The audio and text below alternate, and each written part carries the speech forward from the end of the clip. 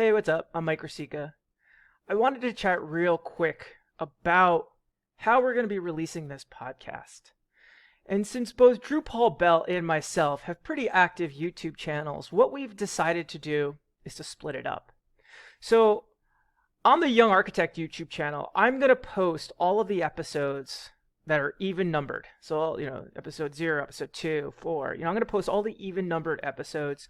And Drew Paul Bell's going to take all the odd numbered episodes and post them on his channel. And so to make it easy, so you're not bouncing back and forth all these different episodes, I would first say both subscribe to both the Young Architect and the Drew Paul Bell YouTube channels. But what both of us are going to do is we've created a playlist on each of our YouTube channels called the Mike and Drew Architecture Podcast. And in that playlist, it's got all the episodes listed. And even though Drew Paul Bell, posted episode 3 on his channel, I can still add that to the playlist and have it sequential. And to make it even easier, I've created links, 2 links. I have youngarchitect.com/Mike, which will take you to the playlist on Young Architect channel, and youngarchitect.com/Drew, which will take you to the same playlist on Drew's channel. In some ways, it doesn't even matter whose playlist you're watching because they're the same exact videos. And so that's how we're going to do it is, Young Architect will post the even, Drew's got the odd numbers. And then in a couple of weeks down the road, after we get this playlist, this podcast kind of rolling out a little bit faster, we're going to strip the audio. We're just going to take the audio from all these and we're going to actually put it out as a podcast, the same way we publish the Young Architect podcast. We'll post it on iTunes, Stitcher, Spotify. We'll get it out there. But for now, we're just releasing these on YouTube. So that's how we're doing it. And I hope you enjoy the new show. Take care, everyone. What's up, Drew Paul Bell? What's up? How you doing? Mr. Michael Rosica. I'm doing good, man. How about you? I'm pretty good. Pretty good. I'm excited to chat with you today. Get caught up. I've been having a lot of fun making these podcasts, so I'm excited to keep going with it. Yeah, man. Me too. I feel like I got to sort of decompress and talk about architecture with some people occasionally because I feel like my friends at the office don't work there anymore, most of them. So, I appreciate getting some feedback on some stuff. Yeah, for sure. I forgot who I was talking to the other day. I think it was a boot camper. I feel bad for not remembering the details, but we was talking about something and I said something and then they said something else and I got confused and then they're like, yeah, you and Drew Paul Bell talked about that on your podcast. And I was like, oh yes, awesome. Like, that's what I want to hear. Like you guys are listening. So yeah, I'm stoked. Yeah, we've gotten good comments too from the ones posted on my channel. I know I've seen the alerts about them. Cool. Good stuff. We're going to get this on, it's been on my to-do list. I haven't had a chance to get to it, but I want to actually publish this as a podcast, like a legit podcast on iTunes, on Spotify. Like, yeah, I already have the infrastructure and software and everything set up for the Young Architect podcast. So, that'll probably come in like real soon. Me and Destiny just got to sit down and hash it out and figure out how it all works. So nice. We'll get there. So what's going on? You brought up a great question we were going to talk about right before I was hit record. Yeah. Okay. So I've been thinking about this last week for various reasons. Like my first few weeks and months at my very first job right out of college. And I was wondering if you remember how you felt during that time. So you didn't work at a firm before school was over, right? Right. I shadowed at a firm for a few days, but that was just like a field trip, I mean, it was just me, but yeah, it was not, I didn't have to get anything done, nothing like that. It was all the good stuff, sitting around, talking to the principal, chatting about whatever, going out and getting lunch. Yeah. I think for me, my experience was different. I actually started working. That's how I got into architecture was, okay. My mom got me a job with this interior design company that did kitchens, all kitchens, and they needed millwork. They basically needed someone to draw boxes on a floor plan, cabinet boxes. And I always struggled with school. I mean, I barely graduated high school. I was a special ed student. I never had intentions to ever go to college. And this job, I was always good with computers. And I had started community college actually in computer science major. I did one semester of it and it was just way over my head and I said, I hate school. But then I landed this job doing AutoCAD for this kitchen company. And for some reason, right away, I just resonated with the drawing. And so it started as me learning to draft, teaching myself drafting, and on the job, on real projects. And so I did that for a little while. And then shortly after I had figured out, like, oh my God, I think I can learn drafting. I landed a job with a residential architect who was actually an ArchiCAD. How much longer after from when you started was that? 6 months. Because the guy that hired me to do all the kitchen cabinets got a job. He had an architecture background. He wasn't an architect, but he had an architecture background, and he landed a new job with this residential firm, this small high-end residential firm in Connecticut. And he left me. And then a couple of weeks after he got the new job, he said, hey, I know this kid that you guys should hire. And they brought me in for an interview and hired me. Nice. So when that happened, it was, oh my God, it was, first I had to learn new software, and then it was everything. It was just watching and observing and hearing the conversations and learning the software. One of the things that happened for me, and I stayed at that job for like 2 years, maybe 2 years while I was going to community college. What they ended up doing was teaching me how to do existing conditions. And I measured buildings and I drew it, and I did all the office chores.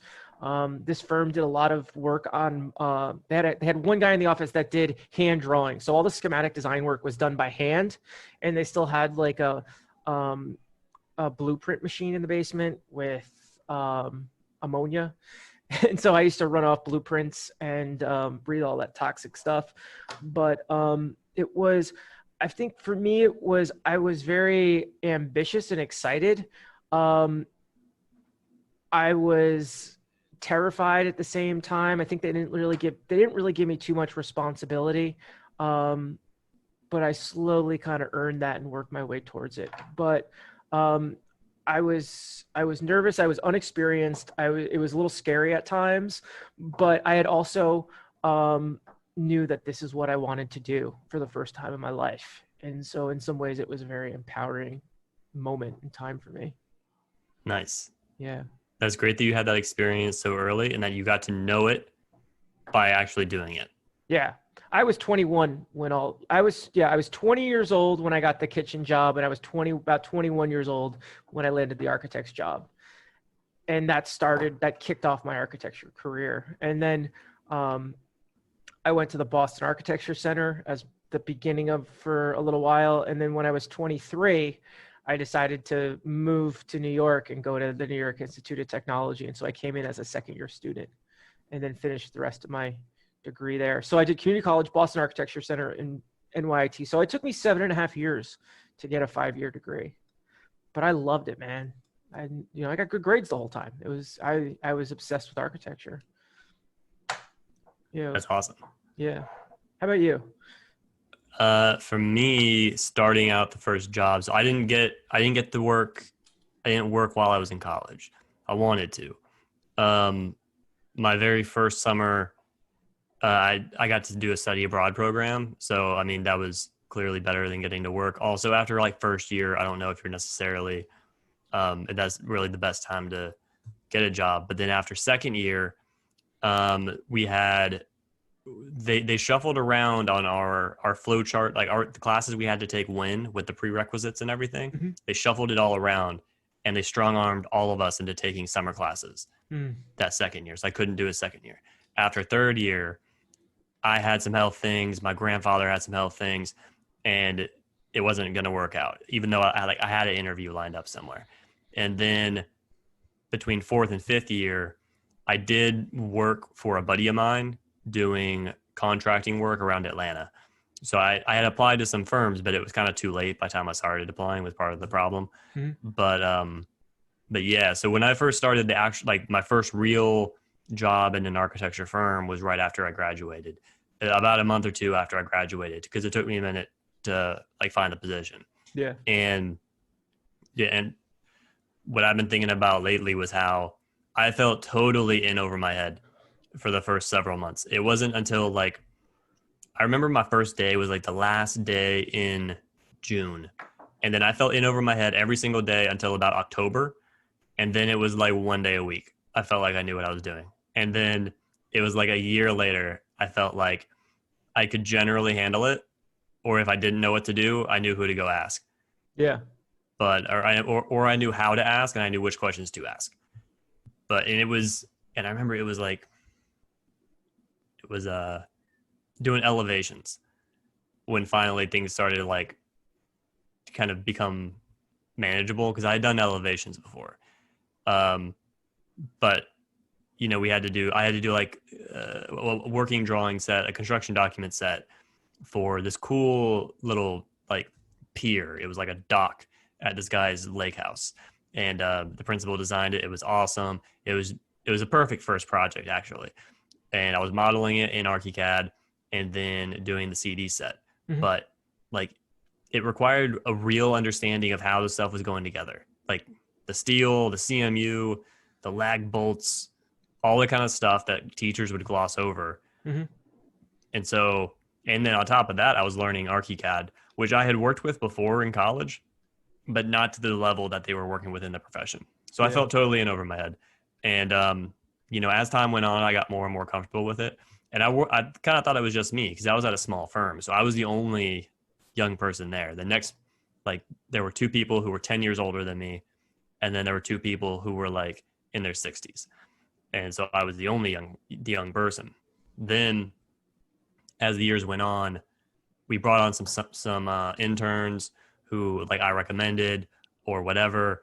And they would all like come to me and ask like, how am I doing? Am I doing okay? Whatever, Hmm. whatever. And when they did that, I realized that, it wasn't just me. I think as most people feel this way. And they're coming to me because they feel like they have a good connection with me. Like we're the same age, Hmm. but they're not going to go ask the boss necessarily because that's a little scary, uh, you know, but I didn't have anybody to go to. So I didn't realize that I think I was the only one who was. I didn't realize that, it's probably normal Hmm. to Oh step yeah, into that first job and feel like you don't know what the fuck you're doing. absolutely. You bring back a lot of memories, Drew. I think that one of the things I felt a lot, for a very long time in my architecture career, is like I don't know what I'm doing. What I don't know what the next move is. I'm, I ask for help, and sometimes the boss would tell me what to do, and like I don't know how to take that information and run with it. That was something that I dealt with for a very long time, and I think it's very common. To feel that way, um, in a weird way. Someone from the boot camp once said to me, we were talking about how all of this information we're talking about contracts, AI contracts, like general conditions. And they said, for the first time in my life, I see how it's actually supposed to be done. And I never knew there was a place where this information existed. He said, it feels like I've been raised by wolves learning how to practice architecture until I started studying for my exams. And I was like, wow, that's like, I felt very much the same way too, just kind of haphazardly figuring things out. Yeah. Because there's so much stuff out there. Like, where do you even begin? Like you have to know so much. Yeah. And that reminds me of what I've said on this podcast probably 1,000 times, which is that, there's the things there's the things you don't know, and then there's the things you don't know. And you might think that none of the shit's figured out. Who knows what to do? But sometimes that stuff is there. Like I had no idea when I graduated that there was uh, the CSI manual where they have like all the different categories of materials. So then it's structured. You have this almost a checklist to go down. Hey, what do I need for concrete? What do I need for wood? What do I need for thermal protection, vapor barriers, and moisture control? All that stuff is organized already because it is complicated. It is hard to coordinate all that shit. So it's there, They have created some kind of system for it. And then the contract stuff. A lot of these processes, they're standards and they're there already. But then, the other thing where if you pay too much attention to professors, there's kind of this attitude of like, oh well, if we could create like a standard, Yeah. then it would solve all of our problems.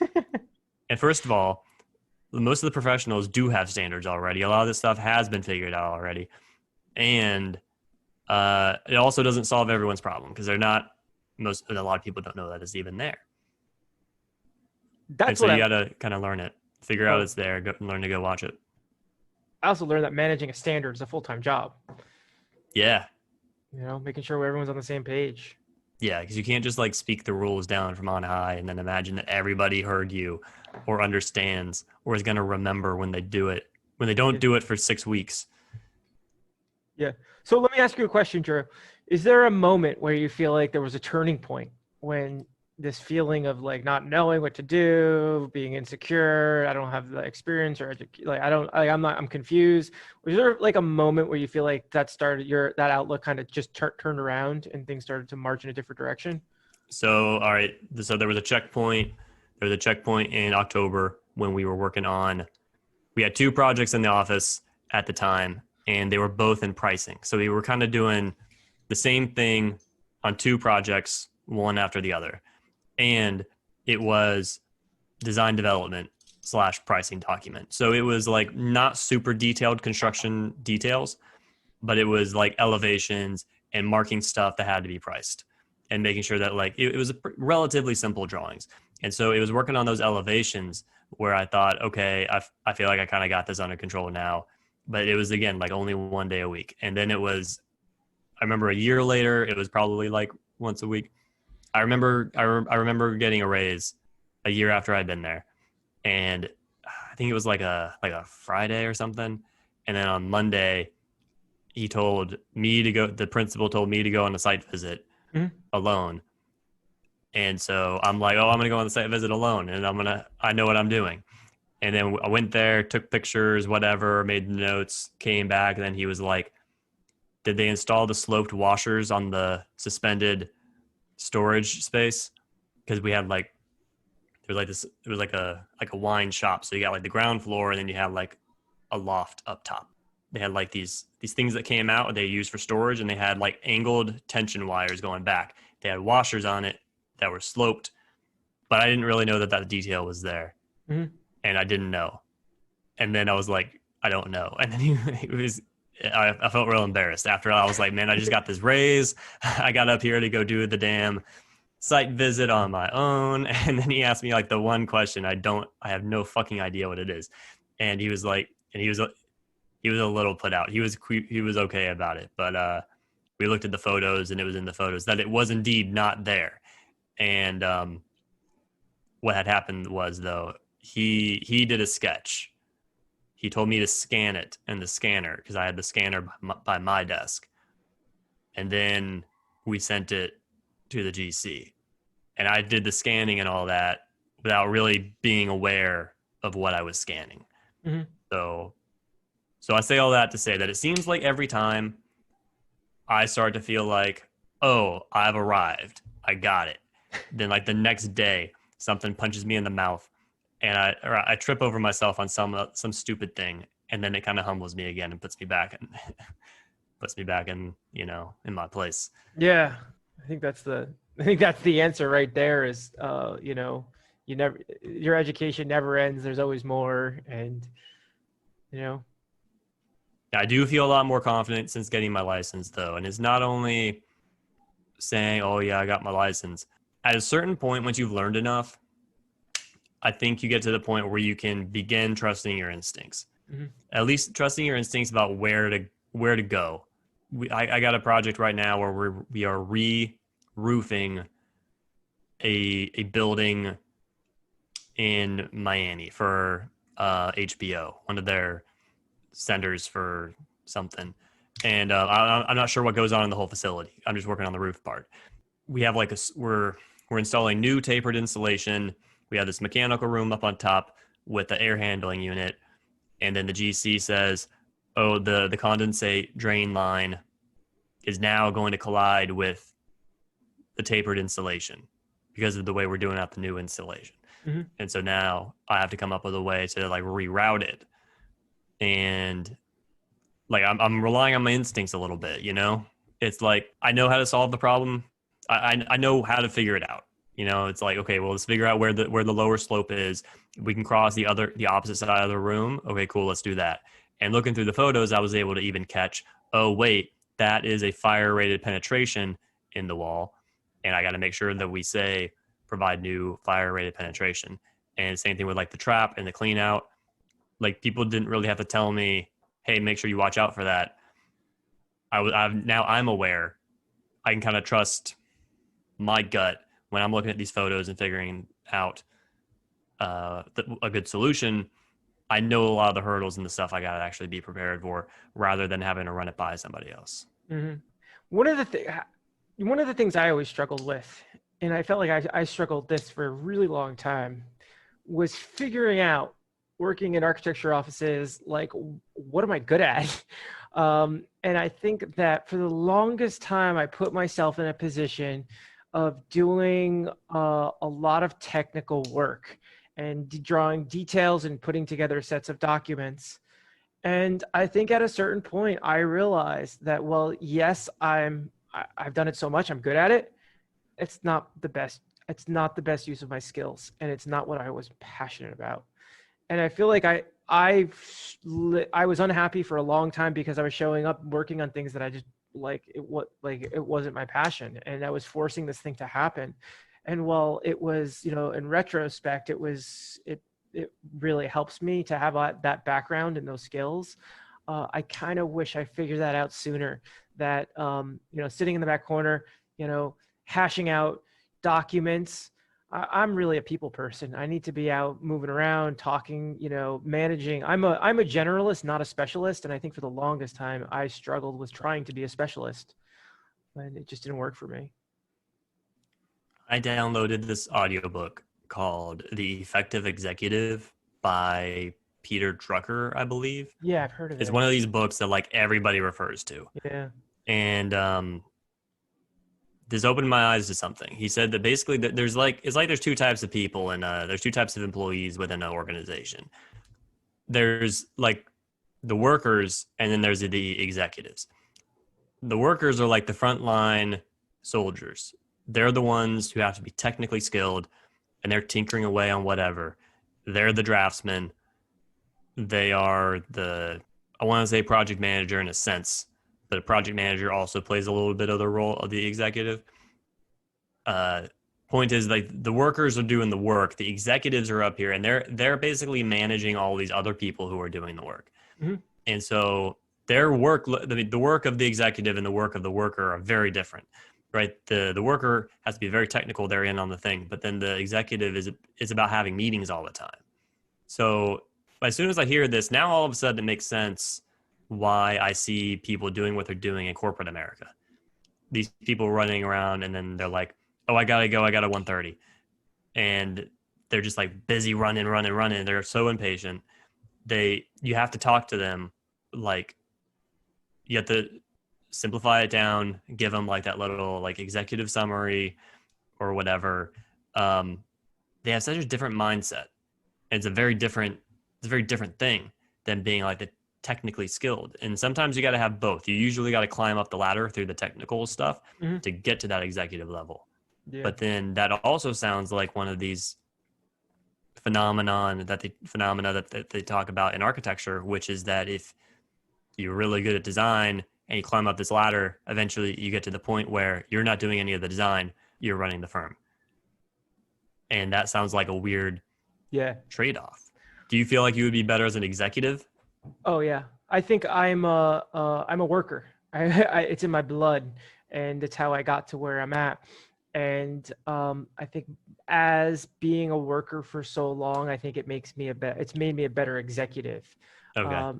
And I think as an executive, at the same time, well, I think I'm definitely an executive. At the same time, I get frustrated being an executive, and I want to be a worker sometimes. They both, yeah. I mean, I'm not gonna sit here and be like, oh, I'm Yeah. torn between being an executive or being a worker, because it's not like uh, I'm several steps removed from becoming an executive. You know what I'm saying? I mean, I could start my own firm, and then I don't know, and I'm an executive in a sense when it comes to stuff like my YouTube channel or whatever. But not in a way that like Fortune 500 executives or executives, some of the people some of the clients I deal with. And yeah, I don't know, man. It does seem like I do feel torn about it, though, even just in concept, because it's like, I'm not sure I want to have meetings all the time, but I'm also Yeah. not sure I want to sit around grinding doing like the tedious work all the time either. Yeah. Yeah. I had an interesting. I met with my bookkeeper today. I meet with her about once a month, and I've been working with the same bookkeeper for 5, 6 years. She's like saved my life multiple times. Of like, I'm so bad with finances, and so she, young architects have so many things happening. She pays attention to money going out, money coming in, and she gives me an interpretation every month what's happening. And today, we were kind of talking about how far we've come with she's like, Mike, when I first met you and we first started working together, she's like, you were working around the clock and you had 9 different things going on. And I was like, yeah, like things are a lot different now, but you know what? I'm still working around the clock and there's still 9 things going on, like while things have changed. I think that's my sweet spot as I want to work. Like it's been my passion and doing the work and kind of playing all the roles. There's a lot of stuff that goes on behind the scenes that I could easily pass off to other people, but I get so much enjoyment and satisfaction doing these things. It's like a lot of times people want to sign up for boot camp and they don't, they're hesitant to pull the trigger because they just for some reason, they just need a little nudge.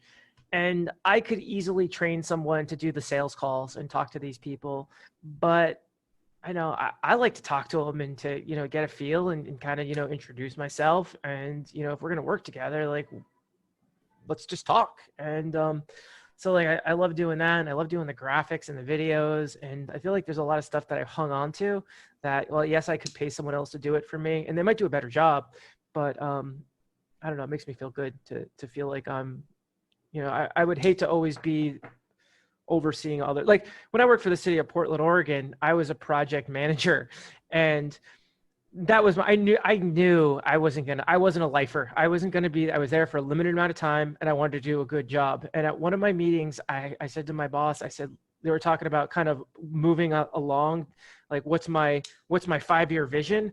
And I said, I just want to manage projects. I just want to manage projects and work with clients and contractors and architects. Like, I don't want to climb the ladder. I don't want to manage other people who manage projects, because it looks to me that my bosses, like the people on the upper tiers, they just deal with problems. They just deal with problems, and I just want to do the work.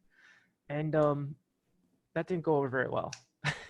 Yeah, it didn't go over very well. I think that was when they realized that Mike's not sticking around as long as they thought he was. So yeah, you're gonna have to be careful telling your boss what you don't want to do. I feel like you should, which I think is weird. I mean, kinda, because I think that in some sense, it's important for somebody to understand what they don't want to do. And like we were talking a little bit before. I mean, we're working right now on like this program. We're doing a programming thing, and it's for a relocation project for this Fortune 500 company.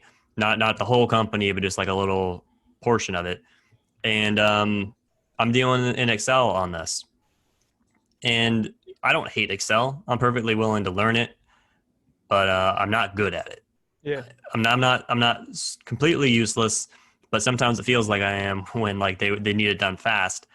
And like I felt like I knew not to say it, but in my head I kind of felt like saying like, hey, look, man, like I have to confess, this is kind of a weakness of mine, because you can't say I don't want to do this. yeah. Because then they'd be like, oh, okay, well, you can just leave, and That's what we hired you for. yeah, right. Like you can't go to your boss telling them what you don't want to do.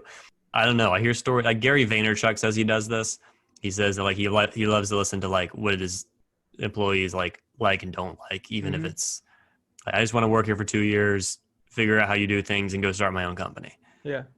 And who knows if he's telling the truth on like hearing that, but I don't know. I do think you should know your weaknesses and you should know your strengths. And I think that as a leader, if you're managing people, you should at least know what they do enjoy and what they don't enjoy. Yeah.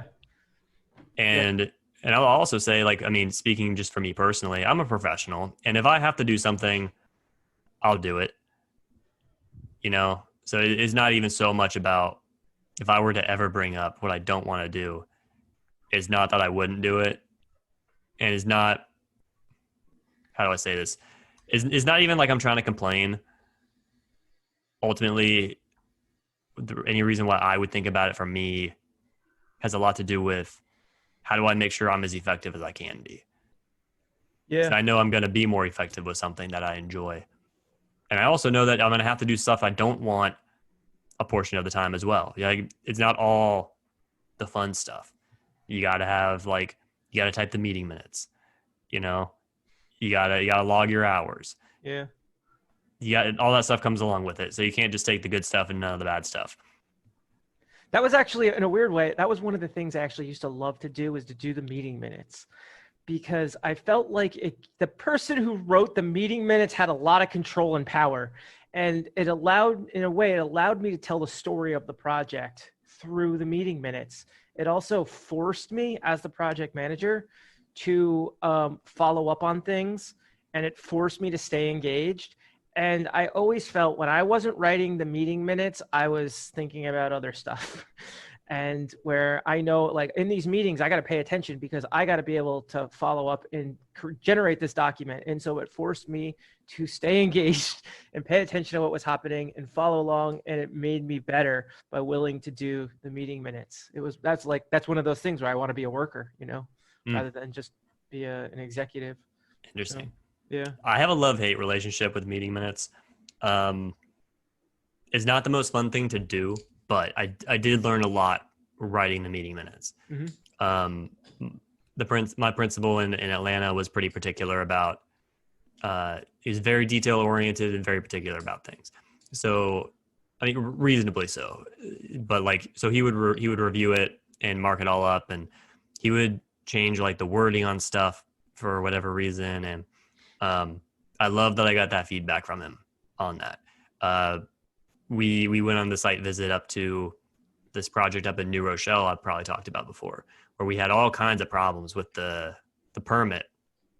Well, we're moving along now, and we're uncovering stuff, and it's like they've started installing the suspended ceiling system, even though we have not approved it because they wanted a structural engineer to look at it for some reason or another. That note got on the drawings, and that was before I was there. I don't exactly know. I don't know. There's things about stuff I don't know, but um, we had to take good notes. You know what I mean? And so like I can sit up here and I can write it all out. I feel capable. I feel powerful that I can do that. Like I can make sure that like this stuff is on there, and we got it documented. What happened? What's supposed to happen next? Like because there's a certain language to it, right? It's like that legal language. Like you got to Mm-hmm. say like, well, I don't know. We would always use the phrase "provide and install." Like you can't just say "do this." You can't just say like make a fire penetration.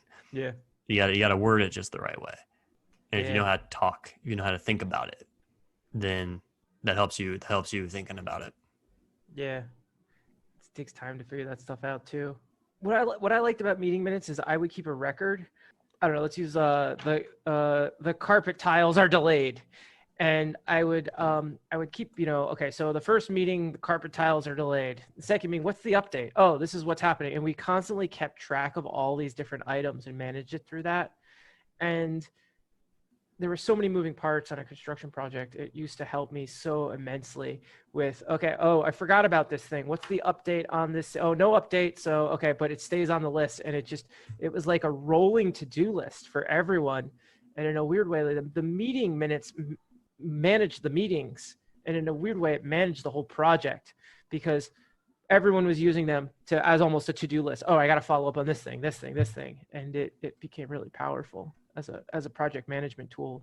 It's interesting the way you said that it kind of managed the meetings.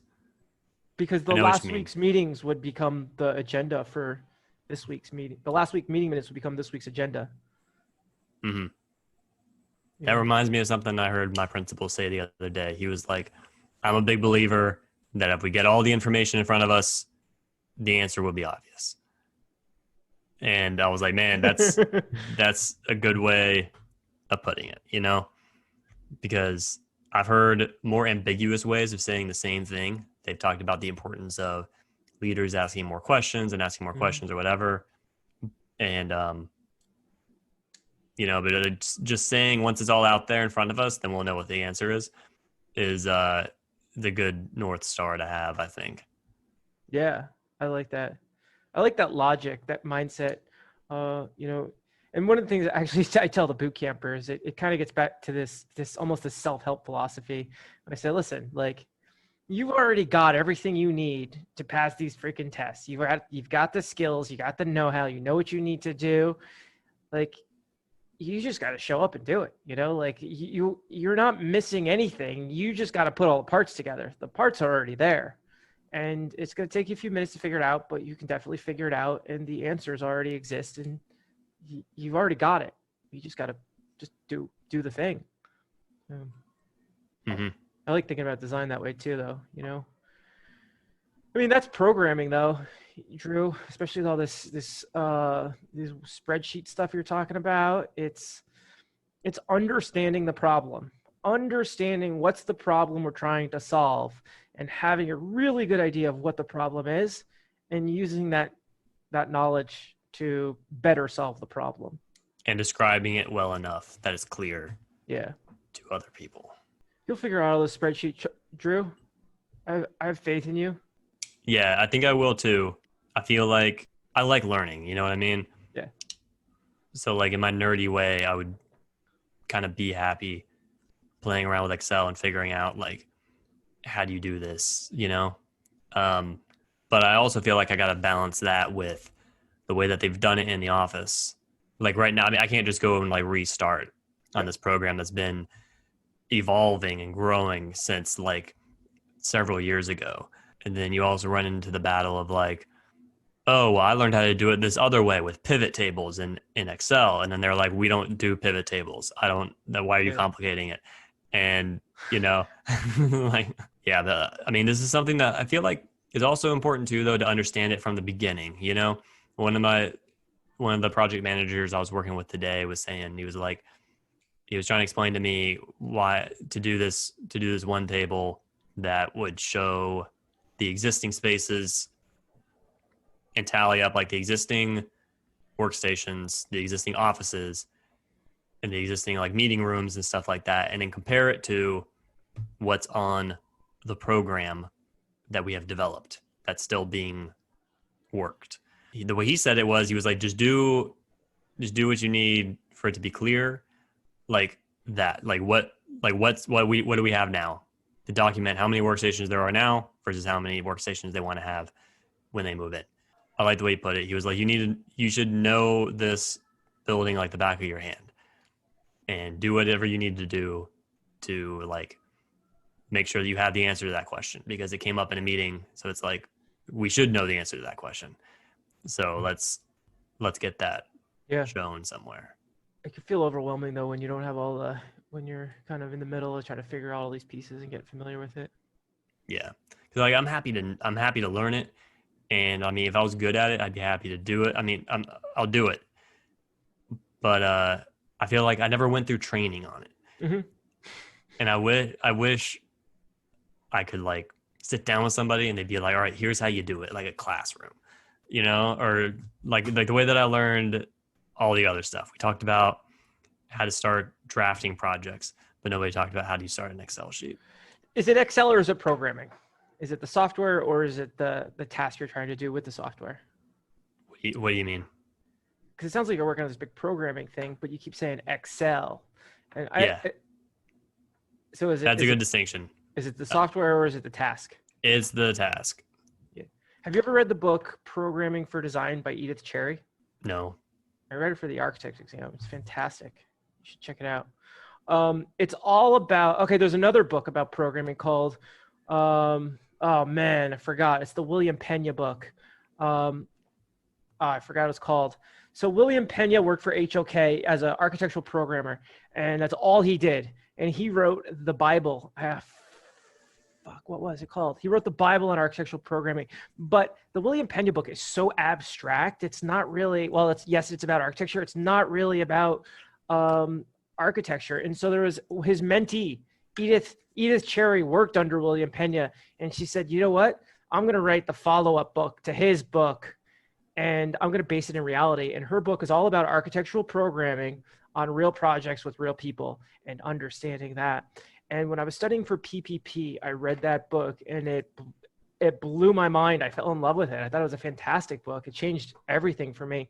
I really had no idea what programming was before I read that book. And I had a really great understanding of what the goals and how it works and all the pieces to it. And ironically, I read that book, it blew my mind. And then I ended up leaving working in the architect's office, and I worked for the city of Portland. And then what I learned from that book became a big part of my job. I was a facilities project manager, and I would go talk to different, departments within the city, and they'd be like, we need to get this construction project done. And I'd be like, oh yeah, why? Like, what's the goal? What are the problems? How are we going to solve this? And programming became a big part of my job, of understanding what the problem is before we start hiring people and throwing all this money around. Like, let's really get clear. And I would work with them and try to get, really understand the problem. And then we would move forward with, bringing in an architect or whatever we needed to get done. Nice. Yeah, I am 100% on board with the fact that you got to identify the problem first and identify the program first before you start moving on the design, because it is so annoying to start changing the design late in the game, because all of a sudden someone realizes, oh wait, we forgot about this other space, or we don't need that one. We can get rid of, like, whatever, I don't know how. Like, I need help with how. But in that book, Problem Seeking was the name of the book. Yeah, wasn't that's it? it. Pena? Yeah. I had seen that somewhere along the way. It had been recommended. I threw it in my Amazon cart, and I never bought it because it seemed a little pricey at the time, and it did, and I didn't really need it with the work I was doing back in Atlanta. But I do need that up now. I think I'm gonna order those. Yeah. Which brings me to the next thing. I want to talk about we should talk about the Mclamey Curve. You know what I'm talking about? The what? The Mclamey Curve. Mclamey? I'm trying to find a good diagram of it right here in Google. This concept that comes from integrated project delivery, where, here, let me share my screen. All right, so affecting cost goes this way, and time is the horizontal. And so, what's one? The ability to impact cost and performance is very high in preliminary. And two is the cost of design changes is very low. So if you want to make a lot of changes to your project early in preliminary design, the cost is super low. But as time marches on, your ability to make changes diminishes and the cost just skyrockets. Mm-hmm. Back when I was doing projects with that builder, I used to, before every client, I would always go through that with them real quick. I would just draw it out. This is time, and this is cost, and this is your ability to make changes, and your ability to make changes diminishes the longer we go on, and the cost to make these changes skyrockets the longer you wait to make the changes. Yeah, I've seen that curve before, and it makes total sense to me. I think I saw it once and then just internalized it. But you bring up a great point. You should show that to a client at the beginning and talk about it, because I think that a lot of clients, maybe they get an inclination that that's true, but they don't really understand the amount of effort it actually takes to make the change. Like, it may be less effort than changing the built environment after the fact. Like, it's easier to change drawings than it is to knock down walls. But everything's so integrated in a drawing set. It's so it all references other stuff. Yeah. And not everybody gets that. It's a great way of thinking about things. The guy that created that curve is a piece of work. He's and actually it comes that whole idea, that concept actually comes in with integrated project delivery. Are you familiar with that, Drew? Remind me again. Okay, so the concept of integrated I've never done a project like this, and I just don't have any experience with it, but I know a lot about it from helping people with their exams. It's this concept of, instead of hiring an architect, making all these decisions, creating a set of documents, and then waiting until the documents are done to start talking to the contractor, who then talks to the subs, and then you get, there's like all these barriers and steps in between. What if we said screw that, and we get the contractors, the consultants, the subcontractors, the stakeholders, and at the beginning of the project, before anyone does any work, bring these people together, and let's together as a team work together and move through the project as one collective group. And as a team, the group decides what's the importance of this project. Is it time? Is it, turning this around under a tight schedule? Is it quality? Is it cost? Is it scope? There's one more. I forgot. But they decide what the hierarchy is and what the principles are as a group. And so as a team, they work through and they go through design and they create the documents. And because the parties are communicating regularly, in theory, integrated project delivery moves through at a much more expedited pace, because there's no coordination, because they're coordinating together from day one. That's the concept of the whole let's just coordinate all together entirely through the design and through the construction of this. I like that idea a lot. And I remember studying it for the exam too. I'd always get it confused with something else, but that makes a lot of sense to me. And it reminds me of one of the chapters in the Win Without Pitching Manifesto by Blair Enns. He was saying, we will not pitch jobs, and we will not have big presentations where we unveil and let the client know what we've been working on for all this time. Instead, we're going to have conversations. Yep. He emphasizes the importance of continuously talking with your client in your design project, so that way they're not surprised when they see what you've been working on, right? Because you go away and then you spend weeks working on this little thing, and then you present it to them, and then they're like, oh, that's not what I expected. And that's a terrible experience for a client to have, for a customer to feel, that's not a good feeling. You don't want to feel that way with somebody that you're paying a lot of money to. Yes, those back and forth conversations help you iron out some of these issues so much easier than waiting a long time to present it to somebody. Honestly, I think that's one of the issues popping up with this little relocation project we got going on right now. We're working with people in all these different departments with the programming thing, and they wanted to get everything ready and then present to the big boss. And we kept being like, hey, we got to coordinate between all your different groups. And we were thinking that would happen at some point, when they talk to the bigger boss. But now the bigger boss is finally stepping in, and he's like, we got to figure out our efficiencies. We can eliminate some extra conference rooms or whatever. We can talk about who's not going to have offices, who is going to have offices. And now they're finally having that conversation. But I felt maybe they should have been doing that earlier. I think that was a similar idea. As my estimate right now, I've only seen a couple of emails, but I think that they did the same thing for their boss. They were like, oh, let's wait and then present later to the boss. But you got to have those conversations in-house as well.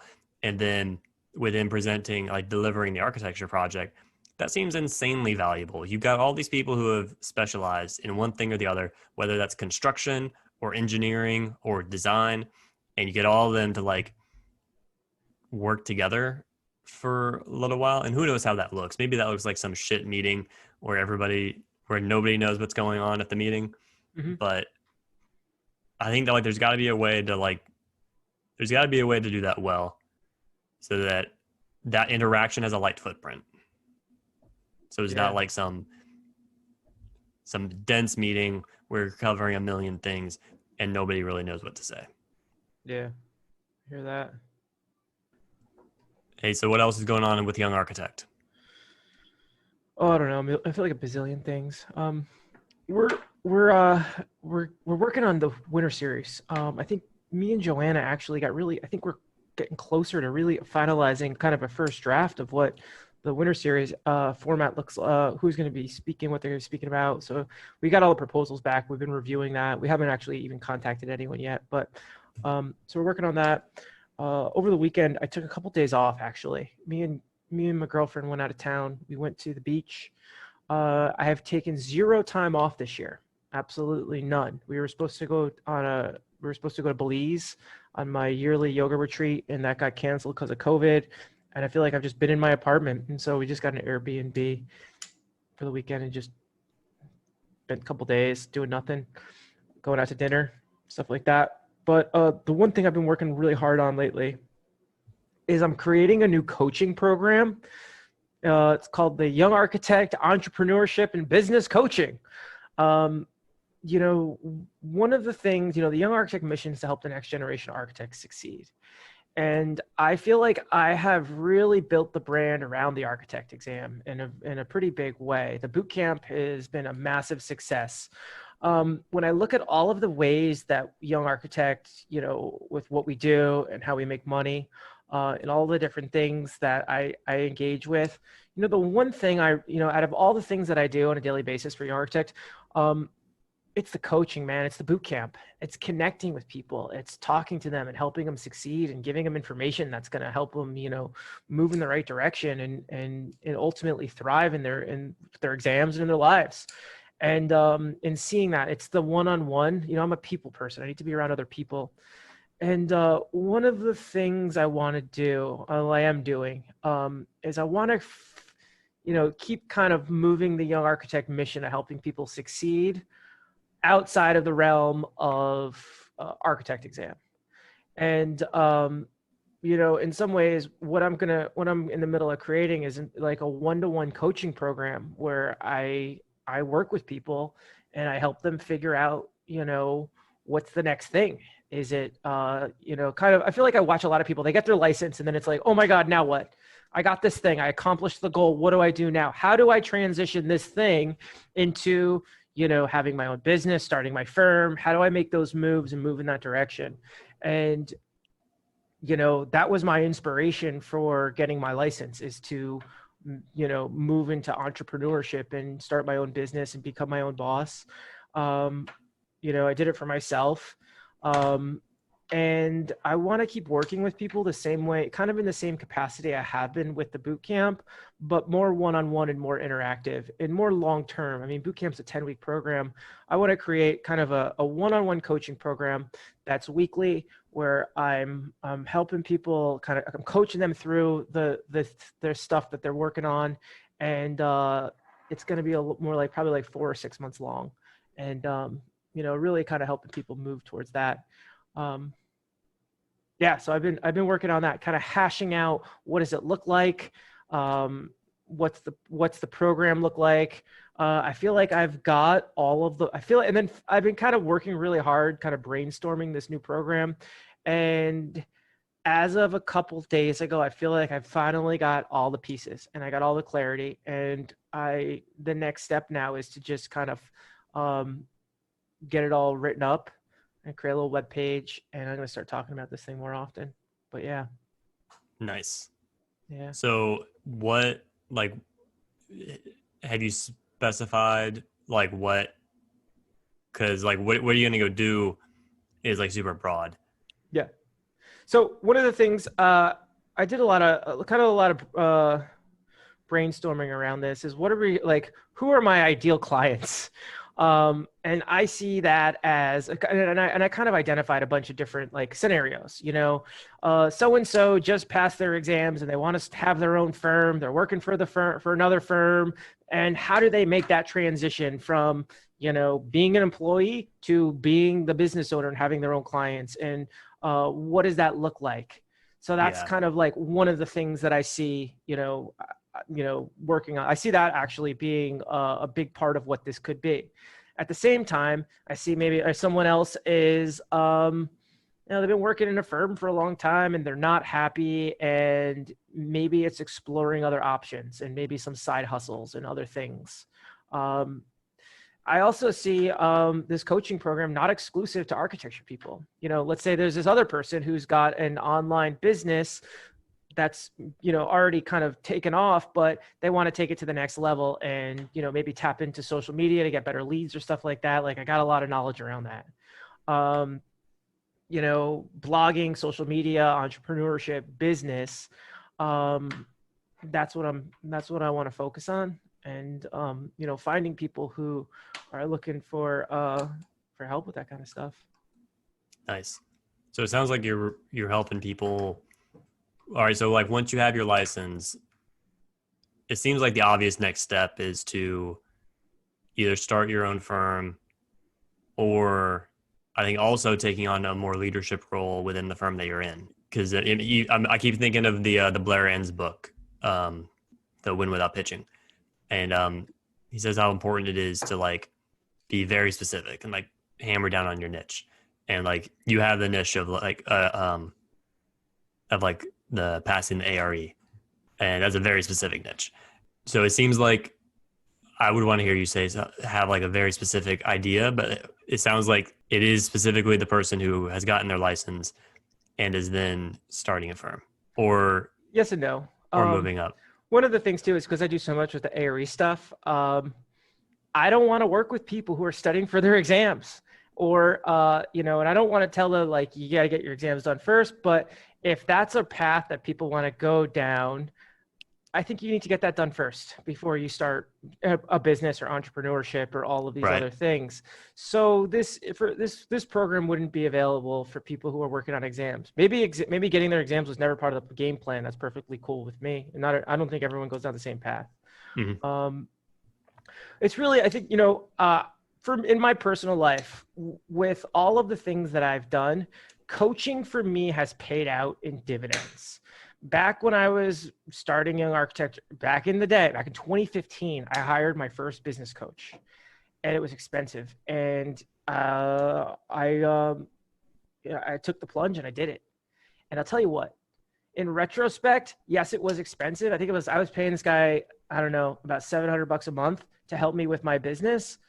I would have been so stupid not to do that, because by the time I was done working with him, the return on my investment from helping me kind of move through and navigate this territory and give me guidance and have mentorship and saying, I'd be like, oh my God, I have this problem, and saying, that doesn't really sound like a problem. Let's look at it from this perspective. And to kind of help me get through that, the emotional return on my investment was huge. And yeah, so it's kind of helping people that are looking for help and want to kind of navigate that and understand the value of it. I don't think it's definitely not something that's for everyone. I say it all the time. ARE boot camp's not for everyone. Not everyone is going to get the value out of it. But boot campers, what's kind of funny is the boot campers disagree, and they go, no, Mike, you're wrong. This program is for everyone. I got so much value out of it. Everyone needs to experience this, but I just disagree. I don't think everyone can be coached, but yeah, I'm excited. I'm excited to start a new project. For the longest time, for the past 2 years of my life, it's been conference. Architect conference. And that's all I have worked on, is getting this conference, giving it life, getting it on its feet. And after the summer series was over, I just kind of felt like this weight of my shoulder was just kind of removed. And okay, we've done 2 of these things now. I need to start something else. And if I'm not growing, what's that bad? If you're not growing, you're dying, or something like that. I need to keep evolving.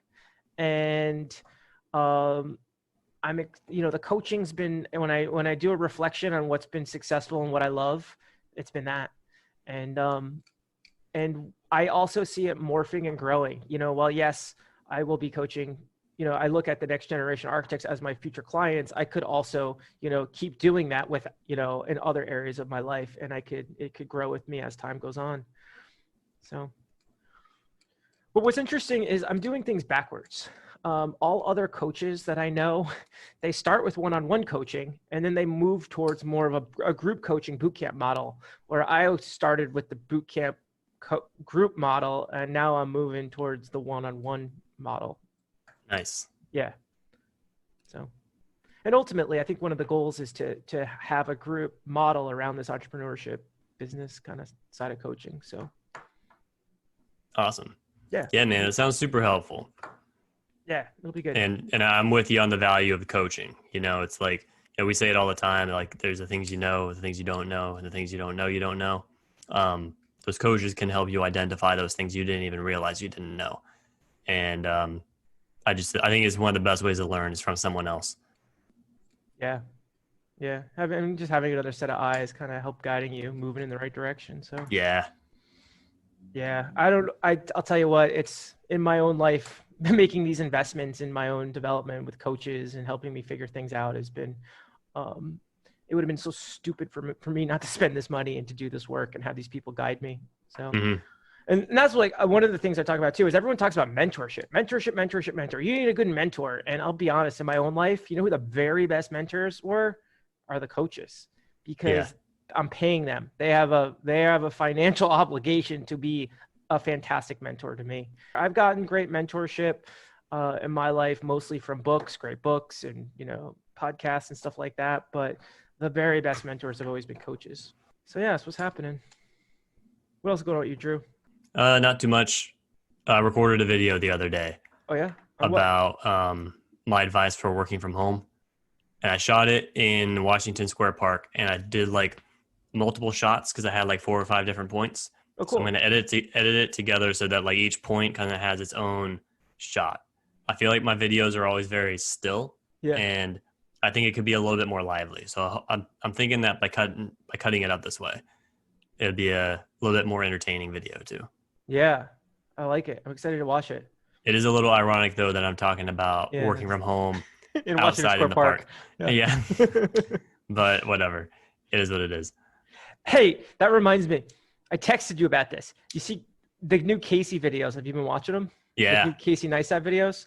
Yeah. What do you think? All right. One of the things I like that he does is actually with the audio. His old videos had all kinds of music in it, and it felt very like in your face, very energetic, Yeah. very rushing, which is cool. I'm down with that. But It's by a New York contrast, vibe. It's a New York vibe. yeah, it is a New York vibe. And so then now he's out in LA. So now it's like, it's quiet. It's almost eerily quiet. And I remember the one that when you texted me about it, he was like going out testing this drone, and he was like carrying his drone in the box, and you could hear his feet crunching on the gravel. That was the audio. And I think I'd have to go back and check, but I think that he has like, he's picking up audio from around. It's like the car that's driving, like him driving the car, but he'll have that same audio track with different video clips. So rather than clipping the audio at each clip, it's a continuous thing. So rather than having a soundtrack that's like music, the soundtrack is sort of just the natural sounds of the environment where he's in. And I like that. When I was doing the video in Washington Square Park, there were people around playing music. There was like the crowd going. I'm going to see if I can do something like that to help stitch stuff together. I'm not sure though. Sometimes I've tried these editing tricks, and then they just don't work when I do it my way. But audio is super important when you're editing videos. And there's one thing that I noticed with my videos and people talking to me about them. London was the first person to say this to me. He said that, like, I saw your videos and like you have like the jump cuts, but like you don't even notice them. And multiple people would tell me that, but I would think about it. I was like, well, clearly you did notice them, or like if you really didn't notice them, you wouldn't have noticed them. I think what he was really saying was, what they were all saying was, they were saying we noticed it, but it didn't bother us. Yeah. And I Googled up like how do you do these jump cuts so well, because Philip DeFranco would do this really well. And what they do is you have basically 2 strips on the video editing thing. So you got like the top strip is the video, and then the bottom strip is the audio.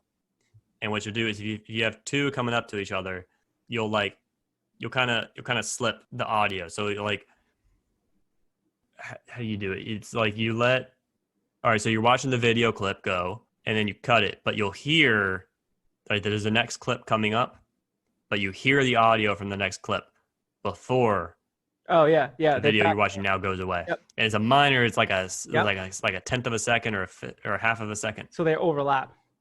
So you hear the next scene, you hear the clip before you see it. Mm-hmm. And that helps it integrate better. There's little stuff like that. There's way more things like that I need to know. I think I learned a new trick from Casey, the way he was doing that with the audio. That was the main thing that stuck out to me. Yeah. But I think you might have seen something else though. What did you see? I've been watching all of them almost every night on my big screen with my girlfriend. And like the one thing I pointed out to her, I said, watch Casey watch him pull into this gas station and pump gas into his truck.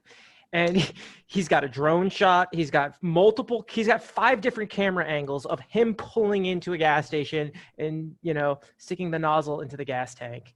And someone actually brought up a great point in the comments. They said when he pulled into that gas station, his gas tank was on the wrong side of the gas pump because you could see it across the street. And I don't know, what I've really enjoyed watching so far of these new videos is thinking about how the hell he does this stuff. Yeah, dude. Because the art and the craft of making videos is his specialty, man. I don't know anyone else that does it better of, just showing everyday life in an interesting, fun to watch way. And someone said in the comments, they said these videos, they're like, I'm so glad he's back to video blogging again. These videos have absolutely no point. There's very little story to them, but he's just showing the art. He's making art with how he's, kind of setting the scene and telling very minimal stories. And it looks like he's having a lot of fun. And they've been I'm excited. I like watching him. I'm glad he's back. Well, it's funny because he has said that he does think about the story in the videos. And I've heard him say before that like he would try to structure the vlogs like it was a 3-part story. Yeah. Like a 3-part narrative. And it sounded like there's usually 3 things that they're doing. Like maybe it's like they would be getting ready to go to the house in Connecticut. They would be doing something at the house in Connecticut. And then they would be like at the beach or something like that. But no one else can make that story interesting unless you're Casey Neistat, because that's boring, just kind of going through the everyday life everyday life's not that exciting unless you can really beautifully craft that image. And I don't know, he's such an artist, and I think he does such a great job with it. I think it's fascinating, the story stuff. I'm fascinated by that kind of thing. And there's all these theories about how you make a story. There's Joseph Campbell with the hero's journey. Then there's also there's a guy named Sean Coyle. He has a thing called the Story Grid, and he has this whole like web page, his whole website and blogs and books about how you got to classify your story as a particular kind of story, and then there's these events that have to happen. You have to have the sort of Master Yoda, Obi-Wan Kenobi, sage is the sage, right? The person like Gandalf, who is like, he guides the hero to some extent. You have to have this moment where it seems like all is lost. Mm-hmm. And there's all these like almost sounds like cliches, but if they're not there, it's like the story doesn't work. And I'm fascinated by that stuff. I don't know it exhaustively, but I find it so interesting. Yeah, I have kind of a template that I use for almost everything I work on, whether it's a video, a presentation, a keynote, a workshop. Like almost everything kind of falls under the same template. And it's it's kind of what my coach Danielle Ross kind of just hammered into my my head is, the first part is connecting with the audience, is kind of setting the scene, making a connection with who you're talking to and why you're talking to them. The second part is getting them excited, giving them the information, the meat and potatoes of what the what this is about. And then the last part is the invitation. What's the invitation? Whether it's I want you to do this, or I want you to have a fantastic day. You're always inviting them to kind of follow up and to do something at the end. And I've done this so many times over and over and over and over again. Like I even made a video today about all the new NCARB issues, which I don't want to talk about. That like without even thinking about it, that's the format of that whole video. It's the connection, getting people excited, and then the invitation at the end. So you connect with them how? like I would say in that video, it was more about talking about this is who I am. This is what's happening. This is what's happening right Okay. now. Creating the setting. Yeah. It could be an introduction. It could be humor. Connecting over something, but getting people to kind of see you eye to eye before we get into the meat and potatoes of things. Okay. And then you talk about kind of what you're there to talk about, and then you have like a call to action or something. So then the middle part, the excites, just like this is the information that we need to discuss. This is what it's all about. And then the last part is the invitation. It's kind of a conclusion invitation. Everything I've done falls into that format. All my presentations, the web pages, blog posts, it all kind of, even the Young Architect podcast, that's the format of the podcast. It's, tell me who you are and what's your history. And it's like, what are you excited about? And then, we wrap it up with those questions, but, and the invitation on that is, how do we connect with you further? And, what do you want us to do? So those are my secrets. All right, team, me and Drew have just been rambling for a while, and I still got some stuff to do, and Drew's got to eat dinner. So thanks for listening. I hope this was helpful. This is Drew's line. Yeah, I hope this helps. Yeah, we'll do this again, Drew. Maybe next week. Yeah, for sure. All right, man. Keep up the good work. Thanks for listening, everyone. Adios. See you guys.